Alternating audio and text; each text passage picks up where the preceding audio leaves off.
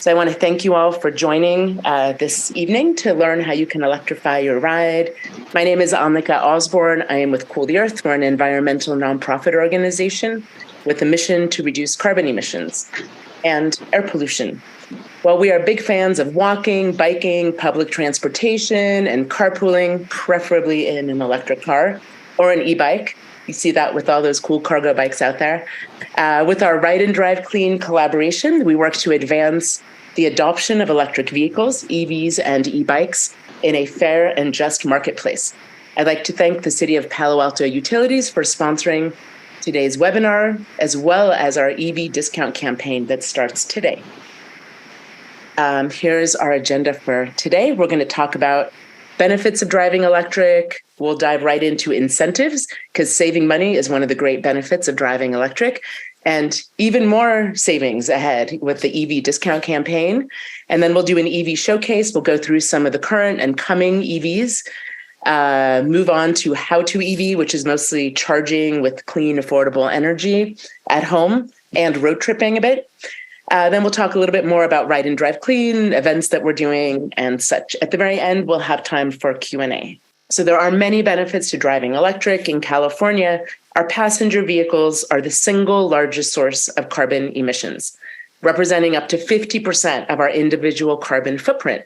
So when we switch from a gas car to an EV and plug into clean energy like we can here in the Bay Area, we're taking impactful climate action by reducing carbon emissions and air pollution, both which disproportionately impact equity priority communities. And in addition to reducing our impact on the planet, there's no sacrifice when you go electric. We can save time, money, and improve our driving experience with an EV. And an EV can even help with backup power when there's a power outage. Although early EV drivers paid a high premium for electric cars, today's EV drivers often save money. And here are some reasons why. It costs much less to fuel an electric car. Fueling a gas car can be 2 to 5 times more expensive than fueling an EV, depending upon where and when you charge it. And electricity prices tend to be much more stable than gas prices, as we've noticed in the last few years. In addition, maintenance costs are 40% lower for EVs. It's basically adding windshield wiper fluid and rotating your tires. And then there are the standard incentives available for up to $9,500, which can bring down the cost of purchasing or leasing an EV. Let's dive right into those. So there are actually 5 types of incentives that can help you save $9,500 or more when you buy an EV. Additional grants and rebates are available for both new and used cars, EVs for people who qualify. We won't be going into great detail on those today, but we know all about them, and you can ask questions about those special grants at the end during our Q&A session. So the California State Rebate is available for many EV buyers, and it has some income qualifications and vehicle price limits. You have to claim this rebate within 3 months of taking delivery of your EV, and this is available for lease and purchase. The federal tax credit was revamped last year. It's now called the Clean Vehicle Credit, and we'll review this one on the next slide. New this year, there's now a credit for used EVs. And if you'd like to install a charger at home, there's also a home charging credit up to $1,000 or 30% of the cost.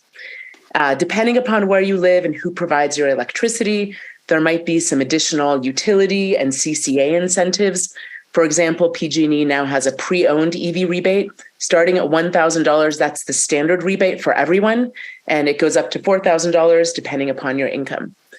And finally, we partnered with Cartelligent for a July EV discount campaign sponsored by the City of Palo Alto Utilities and MCE. These savings calculators listed will help you find out exactly which incentives you qualify for. Okay, so a little more on the federal tax credit. I do want to emphasize that I am not a tax expert, so you may want to verify that you qualify for this tax credit with a tax professional. The Clean Vehicle Credit is a tax credit against your tax liability for up to $7,500. In order to qualify for the following are the requirements. You need to purchase or finance a new EV. The final assembly must be in North America. These are the vehicle price limits and income limits. and you may use your current or prior year tax returns, which is good. And that's on your adjusted gross income. There are some mineral and battery components as well. But what's easier is just to take a look at all the EVs that qualify. So, and this is actually as of yesterday, because I double checked. So you'll notice that some of these EVs qualify for just $3,750, while others qualify for $7,500.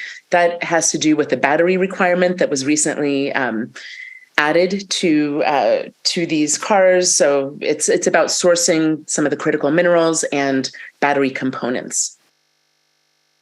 I will send you a link to the website where you can find this list, and this list is getting updated all the time. So it's kind of handy to have that list around. So while that is only a handful of EVs on that list, there may be a way around all of these requirements. So if you lease an EV, the dealership may pass on the $7,500 credit when they figure out your lease payments. Since it would be considered a commercial purchase for the dealer, there are fewer restrictions, like no income cap. It could, it's available for most EVs out there. There are no price limits. There are no battery requirements. I do want to emphasize you'll want to check, verify with Cartelligent or a dealer before you sign the lease to make sure the car that you're wanting to get does qualify for that lease credit. I also wanted to let you know that they're not really talking about this lease credit as part of the federal tax credit. Oftentimes it'll be called like a lease bonus or something like that, but it's just good to be aware that if you plan on leasing this, you may be able to benefit as well. And then there's also the new rebate for pre-owned EVs with some stricter income limits and vehicle costs now available for up to $4,000. And yeah, the price of the used EV must be less than $25,000. There are some used EVs out there for less than $25,000. I mean, I have to say the used market is a little tight right now, and a lot of people are looking to get a used EV. So the prices haven't come down dramatically. But, what the nice thing about pre-owned is that, there are EVs coming off of their leases all the time. So sometimes it's a matter of being at the right place at the right time to find a good lease, a good pre-owned EV. And there are a couple of websites that we can guide you to as well. Starting in 2024, the credit will be available as an upfront rebate rather than having to wait until you file your taxes. We don't really know much about how that's going to work yet, but that is what we've heard. Okay, so let's talk a little bit about this exciting brand new EV discount campaign that we're just kicking off today. So this, we partner with Cartelligent, a car concierge service. They basically take the hassle out of buying cars. And in this case, when we offer these EV discount campaigns, they are able to negotiate discounts with particular dealers on certain cars that you can all take advantage of. So this time around, we have 3 vehicles: the Audi Q4 e-tron, the BMW iX xDrive 50, and the Toyota BZ4X. And I'll talk a little bit about each one. I also wanted to introduce you all to, we have Jessica and Vincent here from Cartelligent. You want to raise your hands or shout out real quickly? Great. And if you guys have any questions at all about these cars or about the process, they'd be happy to answer these questions. So we'll just go through each one, briefly here. So the starting MSRP for the Toyota is $42,000. Here's the range. And the EV discount here that we're offering this month is up to $5,000 under MSRP. There are additional dealer rebates, like there's a $7,500 lease bonus, like we talked about before, and an additional $2,500. Well, the $7,500 is if you lease it, but if you decide to finance it, Toyota Financial is offering an additional $2,500 off. This car also qualifies for the state rebate. There is an income cap for the state rebate, and that is available for lease, cash, and finance. Then we have the Audi Q4 e-tron. It's the starting MSRP is $49,800. A nice solid range there, and the EV discount is for $3,000 under MSRP. If you lease it, there's also a $7,500 lease rebate, and this car also qualifies for the California state rebate of $2,000. And then there's the BMW iX xDrive 50. So BMW has had 3 different fully electric cars. The i3 was super popular, came out in 2013 or so, 2015 maybe. And now we have the iX and the i4. This is a great car if you're a BMW lover. It has a little bit of a higher MSRP, but you get all of the luxury of a BMW SUV, including a really excellent range. The EV discount campaign, we have it $7,000 under MSRP, and there's an additional dealer rebate of $7,500 for leasing. So I am going to see I don't know if anybody has any specific questions, if there's anything in the chat right now. But let's just take a few minutes and do a little Q&A on this EV discount campaign that we're offering right now for this month. If anybody has any questions, this is the time. We have Cartelligent here to answer those questions. I just wanted to share about the $7,500 lease rebate when it's applied to the lease, as it is in all 3 of these cases. In all 3 of these cases, if you were going to purchase these vehicles, they would not qualify. So the manufacturer, because they own the car, gets the $7,500, and they can choose to pass it on. And so with the $7,500, we don't have to worry about where the car is made. We don't have to worry about what your income level is. We don't have to worry about all of that stuff. It's just able to apply it, and you're able to take full advantage of it at the time of the lease. So unlike the rebate that you would get as part of your tax credit, this is almost like you just took an extra $7,500 and wrote a check towards the car. It's going to reduce the payments by that much right up front with no wait. So it really is pretty cool. Jessica? Yes. Oh, yeah, go ahead. I see that Bruce in the chat is asking if the 5,000 off MSRP applies on all trim of the Toyota BZ4X, including the XLE, which is the basic trim. And the answer is yes. All-wheel drive, front-wheel drive, XLE Limited. Doesn't matter the type of BZ4X that you're interested, we can help you get that rebate during this months of campaign. Vincent, you want to ask the question about i4? Yeah, so the i4 is not part of the campaign, so there is not a set discount, but we can still help, get you that car. We can still negotiate a great price. It's just not part of the pre-negotiated campaign discount for this month. It was on last month, but not this month. But however, if you reach out to us at Cartelligent, we can absolutely help give you the ride and drive clean rebate and find the great i4 at a great price for you. We can help with basically any electric cars, even though this campaign focus on this 3 EV, and we can help with all others as well. Just a quick note about Cartelligent and what we do. We've been around since 2000, and all we do is help consumers buy or lease a new car. And so we can absolutely 100% help you with any EV, any PHEV, anything. Now, we are a business and we do charge for our service. So it's normally $595. We waive that service fee as part of this EV discount pre-negotiated. If you want any car that's not part of this pre-negotiated package, again, we're more than happy to help. And because you're coming to us through Ride and Drive Clean, we give you $100 off the service. So you're still saving extra by coming through Ride and Drive Clean. And I can tell you that we get great prices on a lot of EVs, but the i4 is one that particularly we do. One of our team members just bought one and he absolutely loves it. So yeah, I can definitely speak highly of that car. Great. I just wanted to walk through the process also of how to sign up for this, for the discount campaign. So now I'm back on our website, Ride and Drive Clean.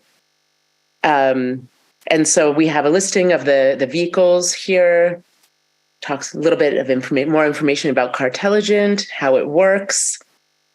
And if you would like to take part in this discount campaign, you need to sign up here. So put in your name, phone number, email, city.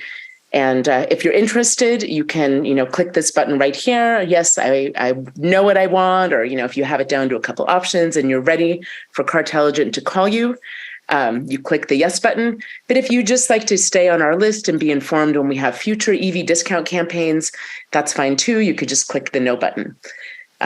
So that's how it works. You do have to sign up for this discount campaign.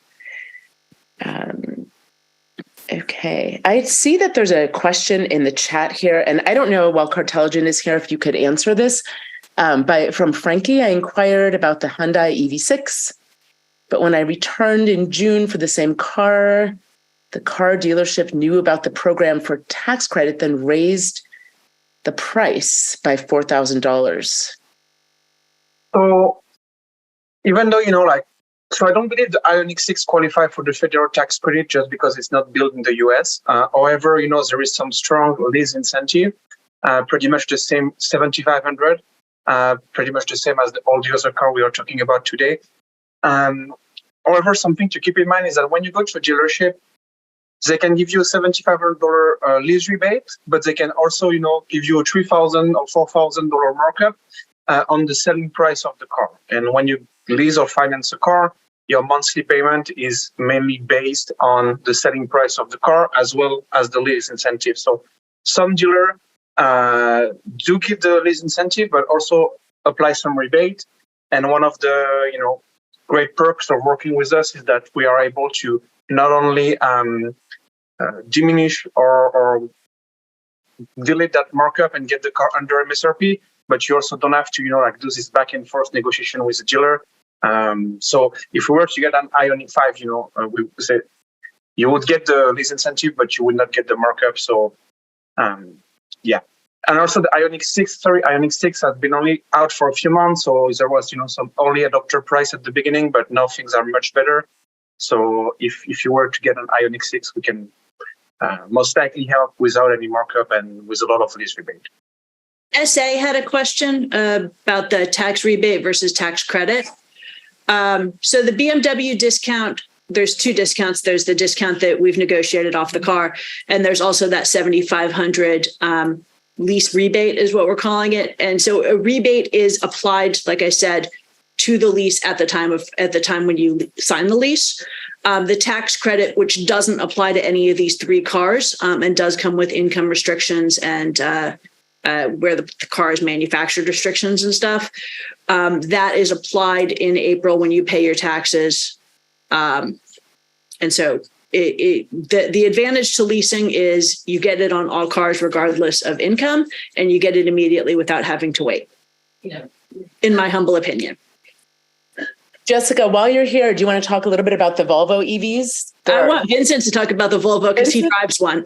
Oh, awesome. So the Volvos are great. There is a couple Volvo incoming. There is the EX and 90 and 30, but right now there is the XC40 and the C40. Both, great cars. People love them. They have great range, and both of them don't qualify for the federal tax credit, but Volvo is having some strong incentive, $7,500 lease bonus. And if you are a Costco member, I believe this month there is also an extra $2,500. So if you were to get a Volvo electric this month, you would basically get $10,000 rebate just between the Costco rebate and the lease rebate.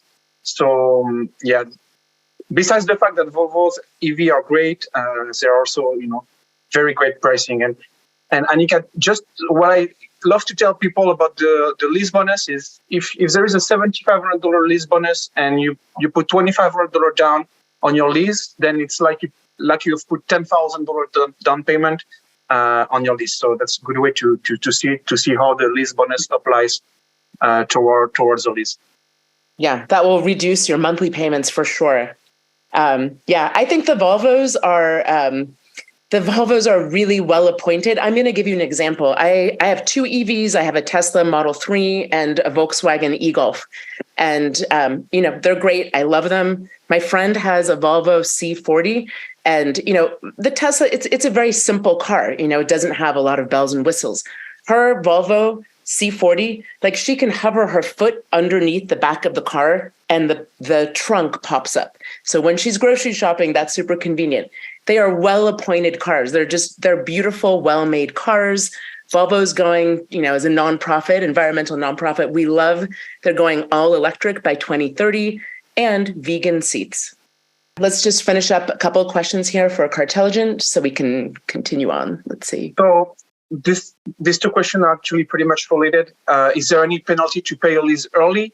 Do you get to claim back the $7,500? And can you buy out your lease early after 3 months? So that's a very good question. So you cannot. you can pay off your lease early after 3 months, but you will still have to pay the 32 months remaining on your lease, plus the residual value. So the overall price, would be the same, almost the same, basically, if you pay off your lease after 3 months, or if you pay off your lease at the end of the 36 months.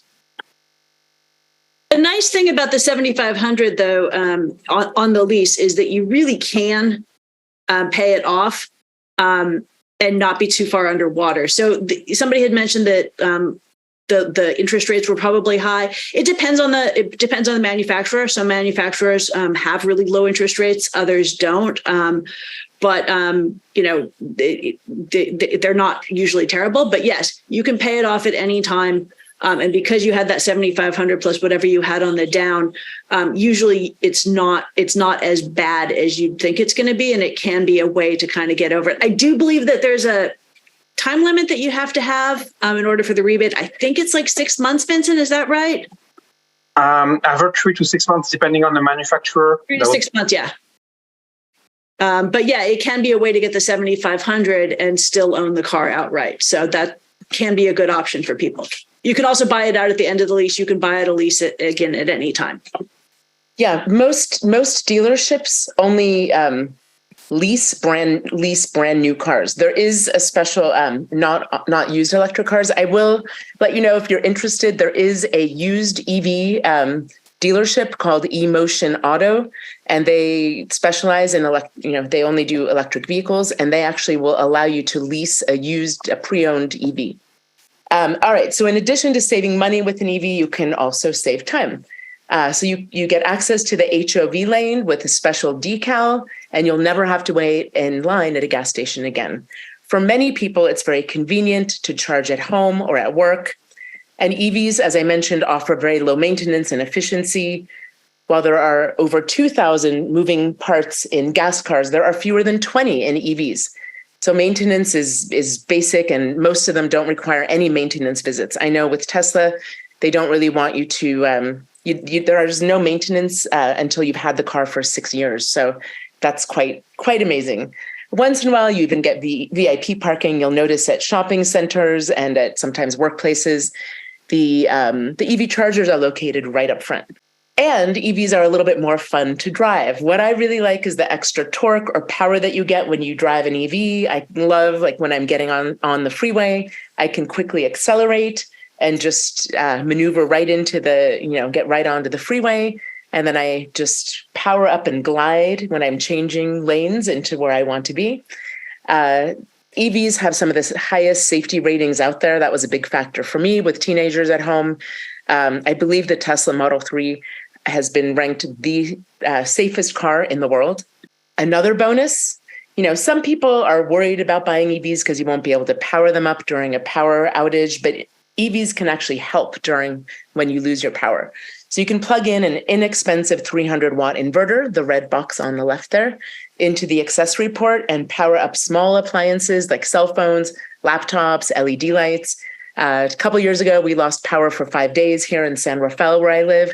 And I used this handy device, plugged in an extension cord, a power strip, and a bunch of string lights. So we had light in our living room. That was great. And sometimes when we lose power during the day and I don't have a very charged computer, I'll just go sit in my car and work, just plug it in right there, plug in my phone and my computer. Super easy and handy. But while this low wattage inverter cannot power up your refrigerator, some new EVs that are out this year, or that came out last year, actually, the Kia EV6 and the Hyundai Ioniq 5, a couple of more, can because they have higher wattage bidirectional batteries, up to 1900 watts. And the F-150 Lightning can be integrated into your home's electrical system to provide backup energy to your home. It acts like a generator, and it's a battery on wheels when you need electricity away from your home. So the technology around inverters is advancing quickly.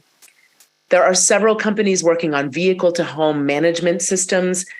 You can see that to the right there. So just imagine when you come home at the end of the day, when electricity is expensive and not so clean, you can power up your home with the energy stored in your EV battery, and then power up your EV battery at midnight or during the day when there's ample, clean, inexpensive electricity available from the grid.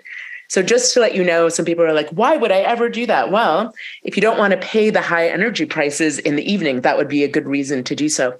And I want to emphasize that EV batteries are really big.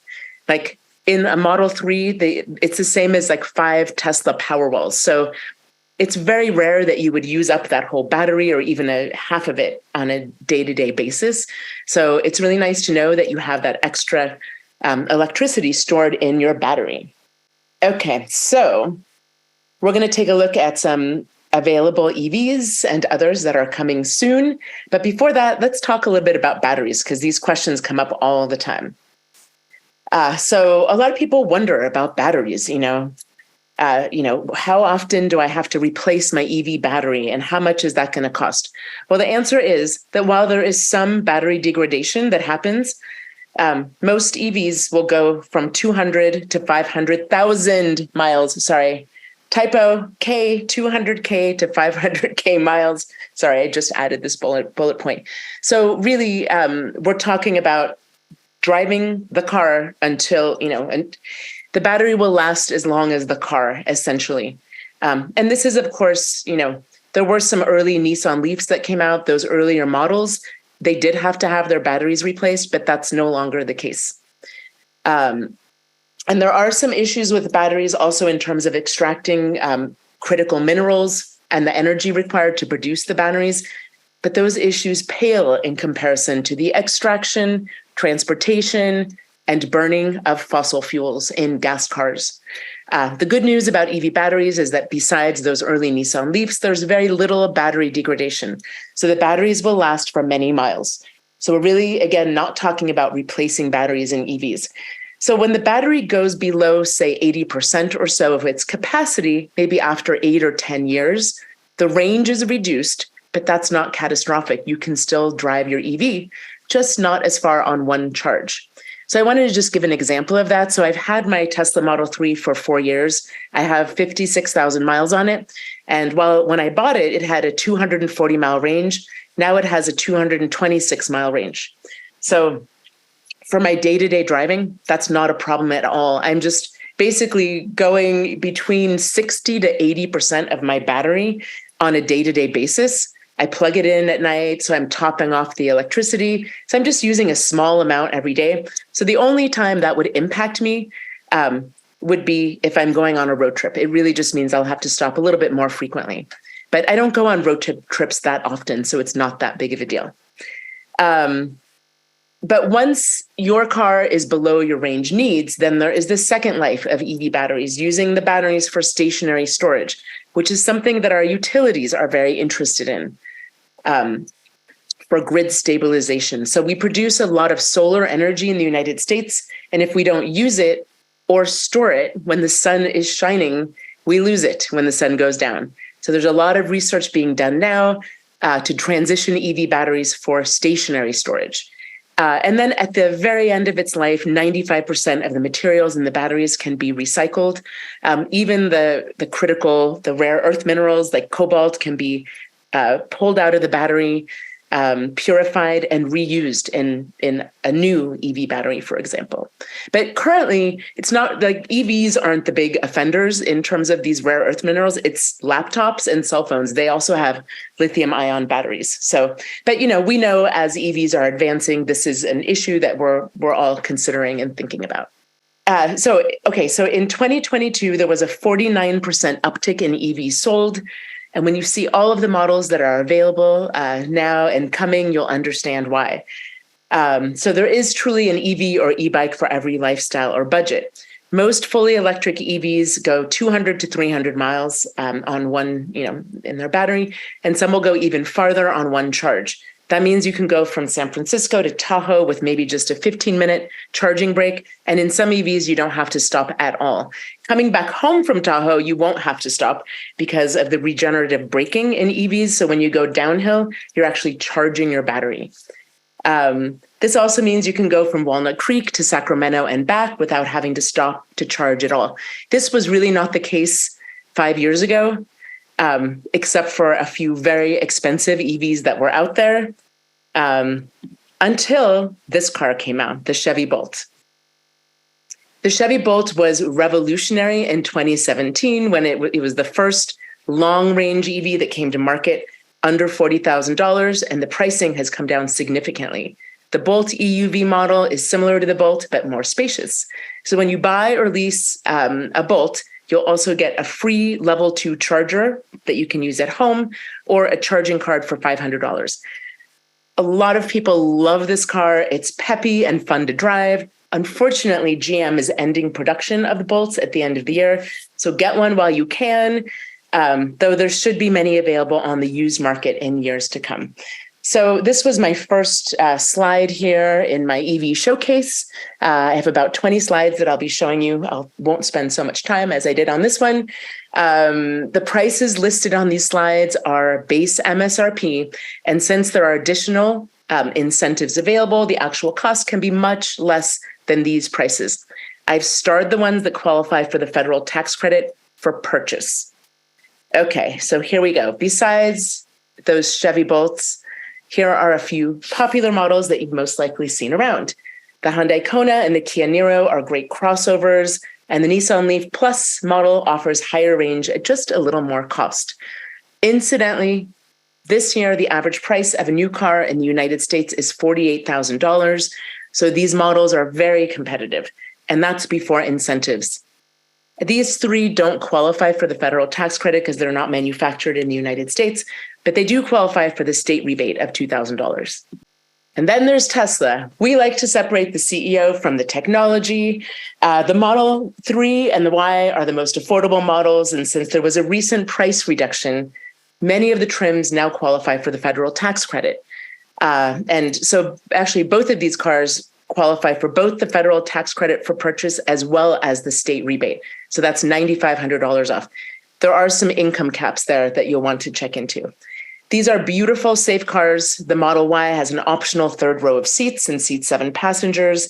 We talked a little bit about this at the beginning of the program, but Tesla has a proprietary charging network, supercharging stations that are highly reliable, like 99% reliability there. It's very fast to charge these cars. They're really great for road trips. It's really easy to find supercharging stations. And Tesla is opening up those supercharging stations to other manufacturers starting in 2024, which we think is a really good news for the whole industry. So the cars on this slide all have the bidirectional battery. So you can power a refrigerator or other appliances with the car battery for a week or so. No need for a gas generator. We're very excited about these first two that came out, the Kia EV6 and the Hyundai Ioniq 5. They all sit on the same platform. In fact, I think all of these sit on the same platform because they're basically sister companies. And, really super fast charging as well. So if you're on a road trip, it'll take 17 minutes to go from 10% of your battery to 80%. So that's really good news for road tripping. The next three cars came out in 2021, so they're relatively new. The ID.4 is the first from the Volkswagen ID brand. There are more coming. There should be one coming every year for the next several years. I think we have to wait for maybe the late 2024 for that Volkswagen ID Buzz. I know I'm in line for that one. Replaces, kind of speaks to the iconic Volkswagen bus. People love the Mustang Mach-E. Like Tesla's, it has a frunk. So it's a front trunk.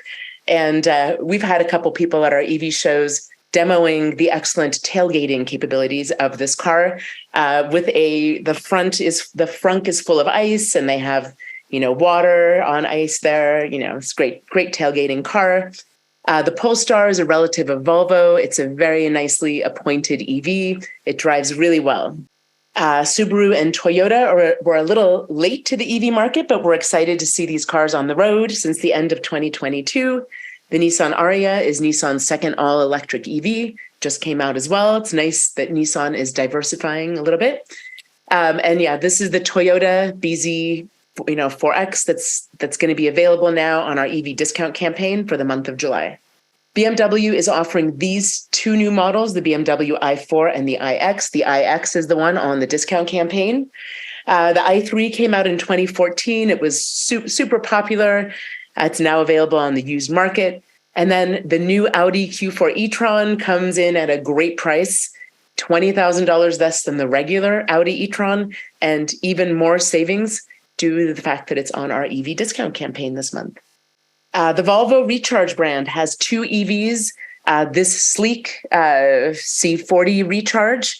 It also has the XC40 SUV. It's not on this page. It looks more like a traditional Volvo. It's a little boxier. As I mentioned earlier, Volvo is committed to going all electric and all vegan seats for all of their models by 2030. We think that's great. The Cadillac Lyriq uses the new Ultium battery technology, and the Lexus RZ 450e is the first ever fully electric Lexus. And trucks are on their way. We're super excited with the Ford F-150 Lightning that's already available. We see these on the road now. It offers extra resiliency with bidirectional charging. It's basically a battery on wheels. The regular F-150 is the most popular car in the United States, and we think the Lightning will be very, very popular, a game changer. The Chevy Silverado and the Tesla Cybertruck are both meant to come out later this summer. I used to say this, I've been doing this, I do this presentation pretty frequently. I'm like, they'll be coming out this summer. And I just realized, wait, we're in the middle of summer right now. So they should be coming out anytime now, maybe late summer, early fall. What is it? I think over 1 million people have ordered the Cybertruck. I've seen a few videos down from Silicon Valley. They are, people have spotted the Cybertruck on the road and they take videos and post them. I've never seen one myself, but it'll be interesting to see one on the road. And then there's Rivian, the other all-electric EV manufacturer. The EV SUV and truck offer excellent utility with a high range. As an environmental nonprofit, we like the fact that Rivian answers the high consumer demand for both SUVs and trucks. And Rivian is really positioning themselves as the adventure company. They're putting in a charging network in remote locations and national parks all over the country. Locally here, they have some free level 2 charging at Stinson Beach and at Crissy Field that I've used, and it works really, really well, super easy and fast. So they're also buying into the Tesla supercharging network. So that's good news too. And a couple of EVs that are coming later this year. So while Chevy is unfortunately getting rid of the Chevy Bolt, they are mixing it up with a few exciting new models. They'll be coming out anytime now. And here are a few more EVs coming sometime in 2023. The Fisker Ocean is exciting with a full-length solar sky roof. So if it is parked in the sun during the day for a year, it can generate 1,500 emissions-free miles per year. And at the push of a button, all 8 windows and the sky roof roll down, making it essentially a convertible. So that's really exciting. I can't wait to see that car. It should be coming out soon. The Kia EV9 has 7 seats, which is rare in EVs. The Volvo, we talked a little bit about this before, but the Volvo EX30, they say it's small in size and big on safety. It has a higher range than the other Volvo, the C40 and the XC40, and a lower price range. I mean, I put on here, different articles say different things. So I read an article that said $45,000 and I read another article that said $35,000. So I'm imagining that like the lower end trim will be available, somewhere around 35, maybe a little higher. And then the higher end trims might be a little more expensive. But yeah, we'll be seeing the EX30 in 2024. So if you can't find an all-electric car that works for you, there are many plug-in hybrids or PHEVs out there. If you plug in a PHEV every day, you may be able to cover your daily driving on all electric, and you can save the gas tank for road trips. These are all nice commuter cars. There are a couple people on this webinar who drive the Toyota Prius Prime.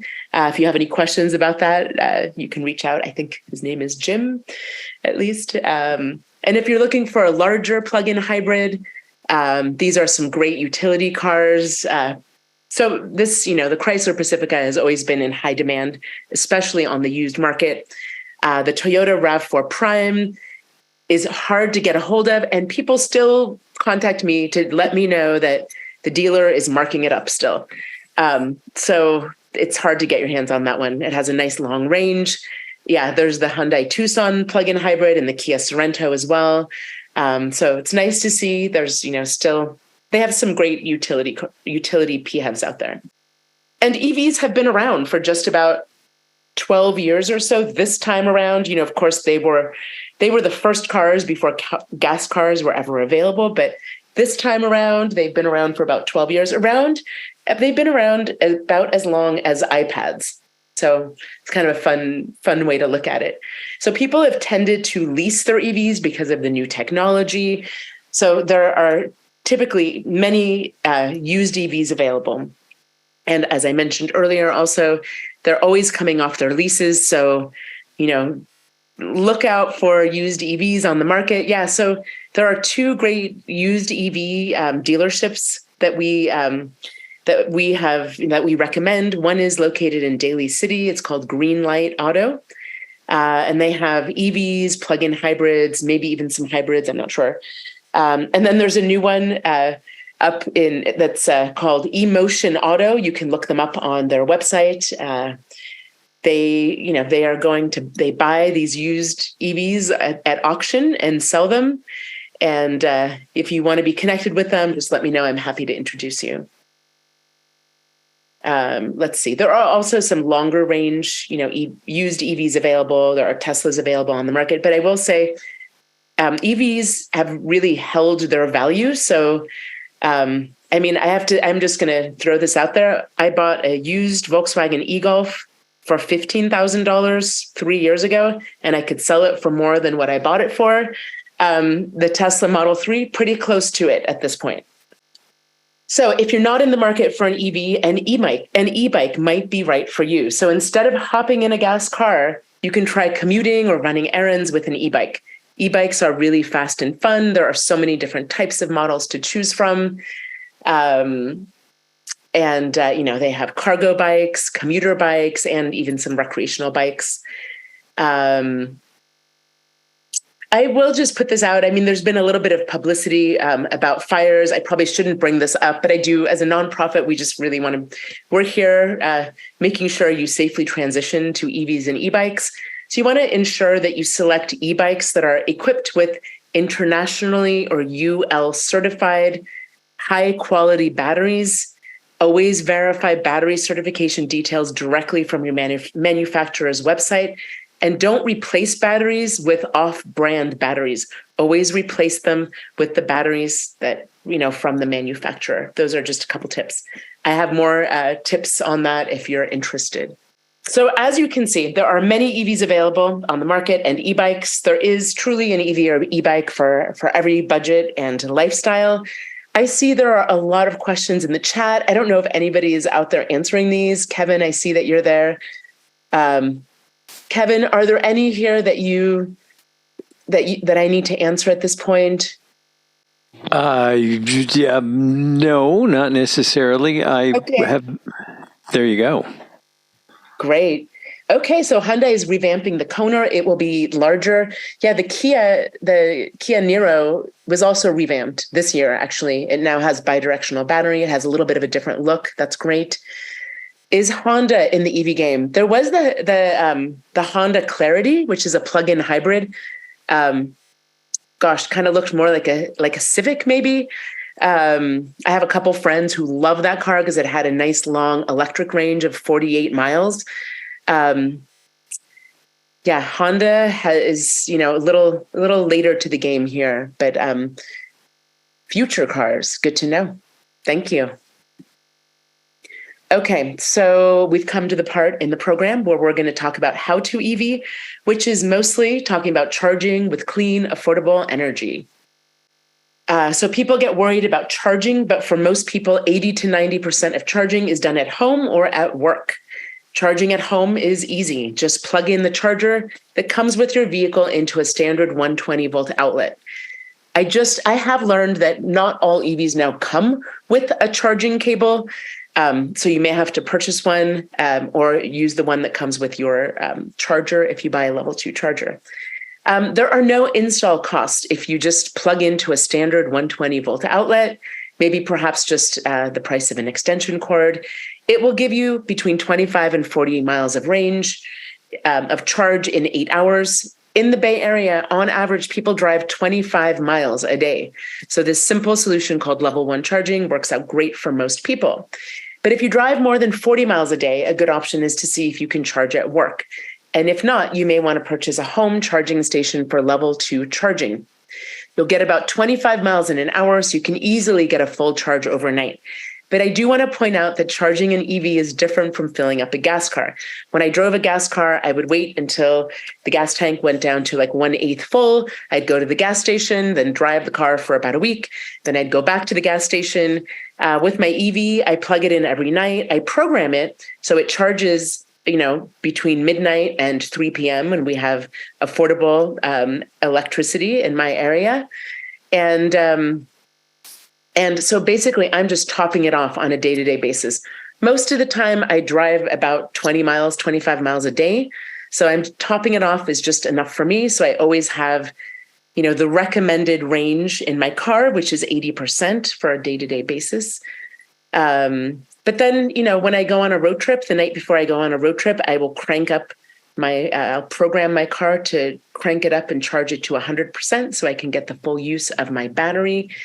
But yeah, so I just wanted to let you know, it's a little bit of a different concept. If you have a place to plug it in at home, it's very rare that you're going from like 10% of your battery to 100% at home. Anyway, the first step to going, for level 1 or level 2 charging is to check in with an electrician. We have a resource in our buying and driving guide, which is you can find online to determine the right charging station. So charging away from home is easy too. There are many level 2 public chargers available. So you can charge when you're around town running errands. You've probably seen these at shopping centers and civic centers and libraries and all sorts of places.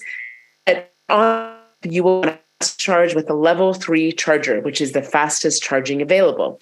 There are 3 standards for fast level 3 charging. The one on the left there is for the Nissan Leaf. The one on the right there is the Tesla standard. And the one in the center is the CCS SAE standard, which is the one most current EVs use.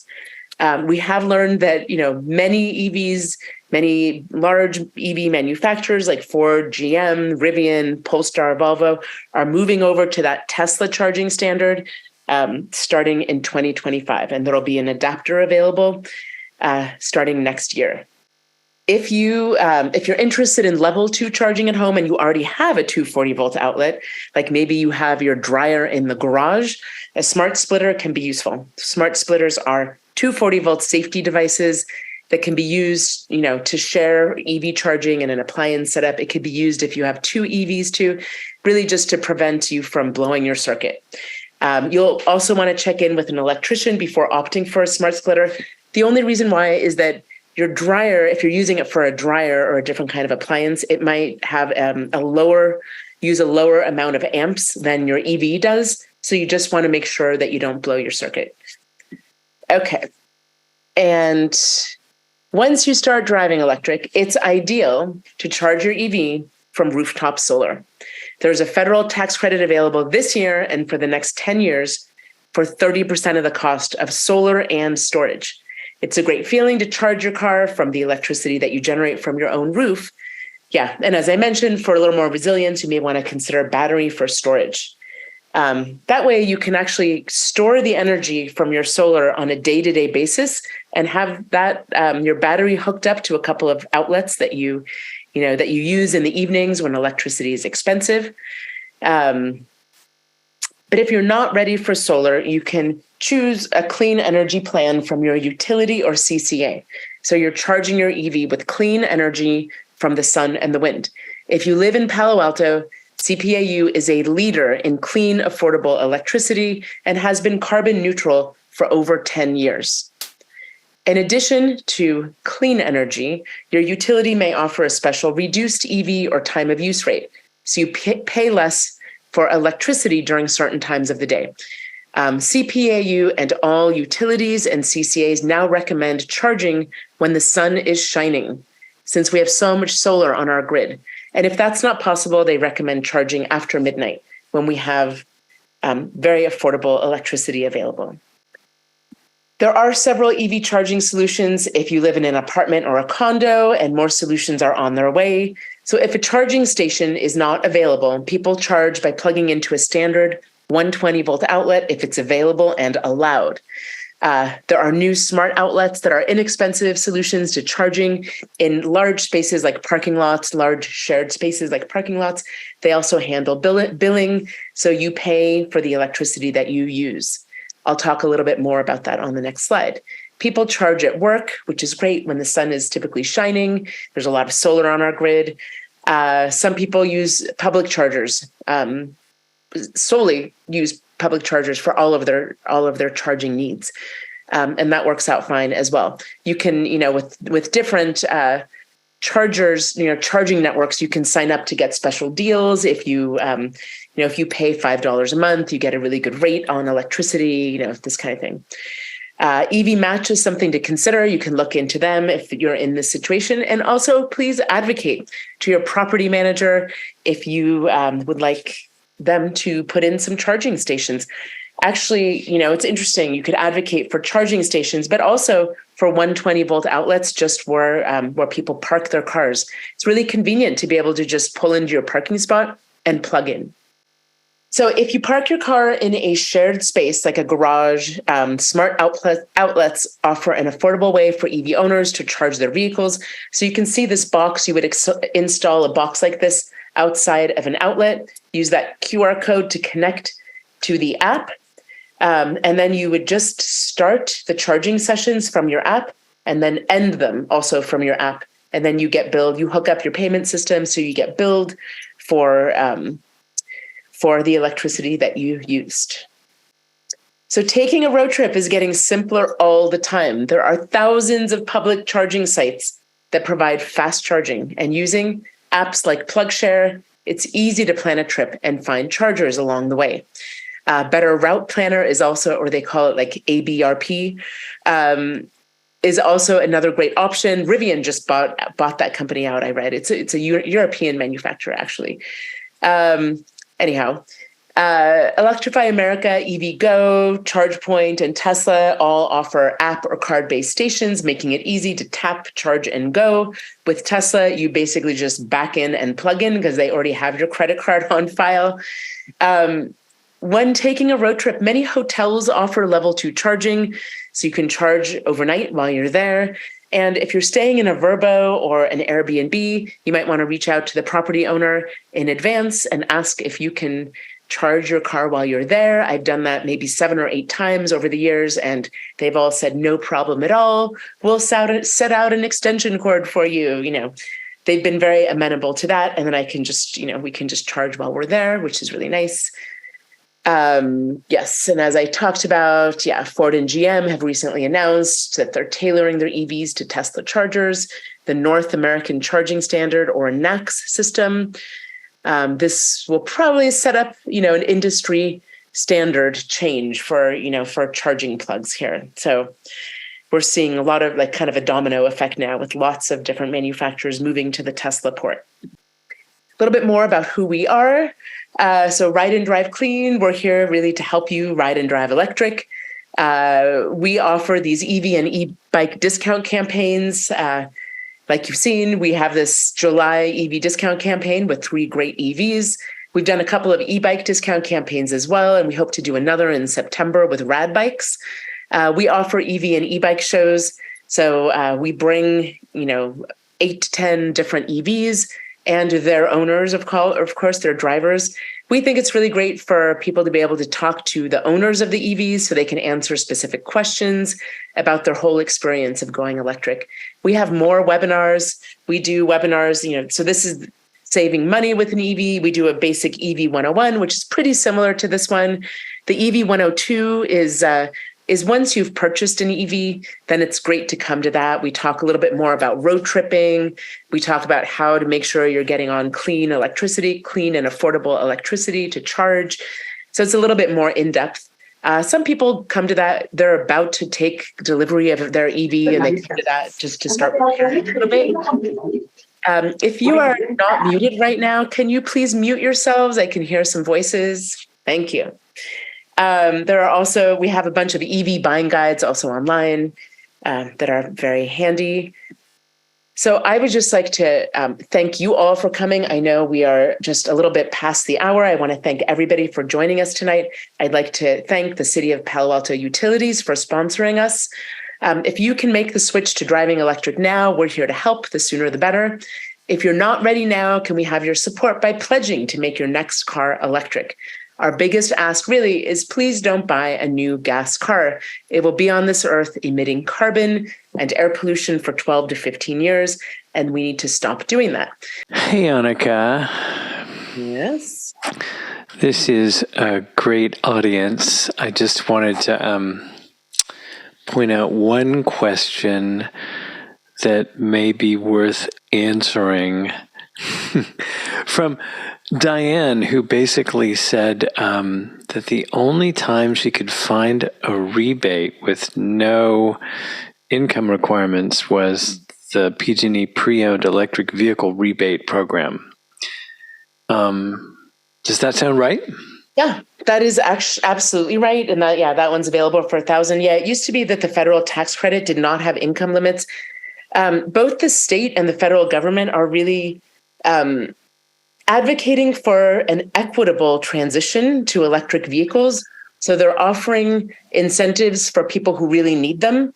So rather than offering, these tax credits and big rebates to everyone, they're trying to limit their scope and, really trying to have a more equitable transition.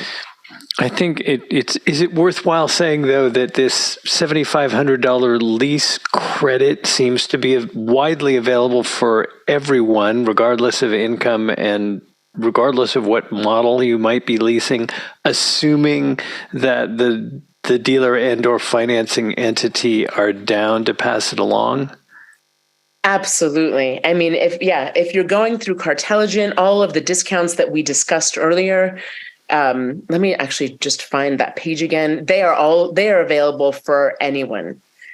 And I will just flash that page up here again so you can take a quick look at all of the amazing incentives available. And let me just share my screen here. Yeah. So here, with the Audi, sorry about that. We have that additional discount of $3,000. That's from the EV discount campaign. That rebate is $7,500. And the home charging tax credit for if you're installing a home charger, that does not have any income limits. The BMW, you can get essentially, $14,500 from if you go with Cartelligent. The Toyota BZ4X, $5,000 plus $7,500. Those have no income restrictions. So this is one of the reasons we love to partner with Cartelligent to do our EV discount campaigns. Just helping, we know that cost is a barrier for many people. So helping people to go electric. Does anybody have any more questions? I know we've been together for a little more than an hour. Again, I want to thank you all for coming and want to shout out to Connie. Thanks so much for coming. Connie is our contact at City of Palo Alto Utilities. If you have any questions about Palo Alto Utilities, you can ask those. Thanks everyone for coming. We really appreciate you taking the time.